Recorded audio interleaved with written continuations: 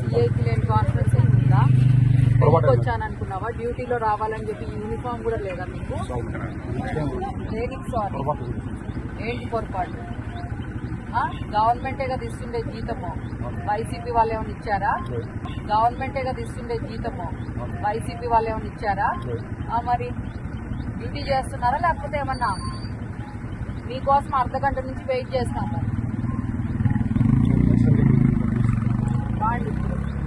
Programme అంతా అధికారంలోకి వచ్చామని రెచ్చిపోవద్దు, అధికారులతో మర్యాదగా ప్రవర్తించండి, ఆడంబరాలకు పోకండి. ప్రమాణ స్వీకారం చేసిన రోజు నుంచి ముఖ్యమంత్రి చంద్రబాబు మంత్రులు, ఎమ్మెల్యేలు, ఎమ్మెల్సీలు, ఇతర ప్రజాప్రతినిధులకు చెప్తున్న మాట ఇది. అయినప్పటికీ కొందరు మాత్రం తీరు మార్చుకోవడమే లేదు. తాజాగా రవాణా శాఖ మంత్రి రాంప్రసాద్ భార్య హరితారెడ్డి పోలీసులపై ప్రవర్తించిన తీరు వివాదాస్పదమైంది. ఇందుకు సంబంధించిన వీడియో వైరల్ కావడంతో వ్యవహారం చంద్రబాబు వద్దకు చేరింది.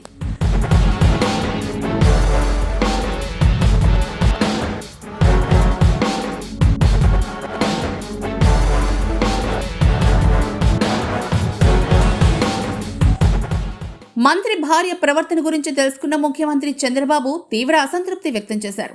ఎవరైనా సరే ప్రభుత్వానికి చెడ్డ పేరు తెచ్చేలా వ్యవహరించినా ఉపేక్షించేదే లేదంటూ హెచ్చరించారు.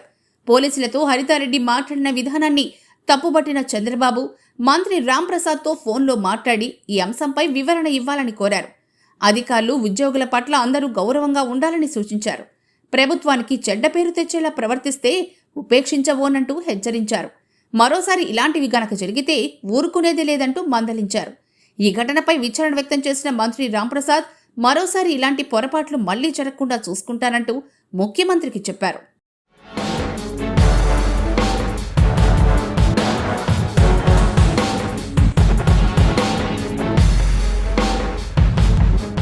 అన్నమయ్య జిల్లాలోని రాయచోటి నియోజకవర్గం నుంచి మంత్రి రాంప్రసాద్ రెడ్డి ప్రాతినిధ్యం వహిస్తున్నారు. మంత్రి విశాఖపట్నంలోని కార్యక్రమాల్లో బిజీగా ఉండడంతో ఆయన బదులు సతీమణి హరితారెడ్డి పింఛన్ల పంపిణీ కార్యక్రమంలో పాల్గొనాలని భావించారు. సోమవారం ఉదయం ఆమె చిన్నబండ మండలం దేవగుడిపల్లిలో పింఛన్ల పంపిణీ కార్యక్రమానికి వెళ్లారు. అక్కడ అవసరమైన భద్రతా ఏర్పాట్లు చూడాలని, తన వాహనానికి ఎస్కార్టుగా రావాలంటూ స్థానిక ఎస్ఐకు సమాచారం ఇచ్చారు. కానీ ఎస్ఐ కాస్త ఆలస్యంగా రావడంతో మంత్రి సతీమణి ఏకవచనంతో పరుషంగా మాట్లాడారు. నీకు జీతం ఇచ్చేది ప్రభుత్వమా, వైసీపీనా అంటూ నిలదీశారు. ఎస్ఐ సారీ చెప్తున్నా వినకుండా ఆయనపై రొసరొసలాడారు. ఈ వీడియో వైరల్ కావడంతో సీఎం చంద్రబాబు దీనిపై ఆగ్రహం వ్యక్తం చేశారు. ప్రభుత్వంలో ఉన్నవారంతా ఒళ్ళు దగ్గర పెట్టుకోవాలంటూ ఆయన హెచ్చరించారు.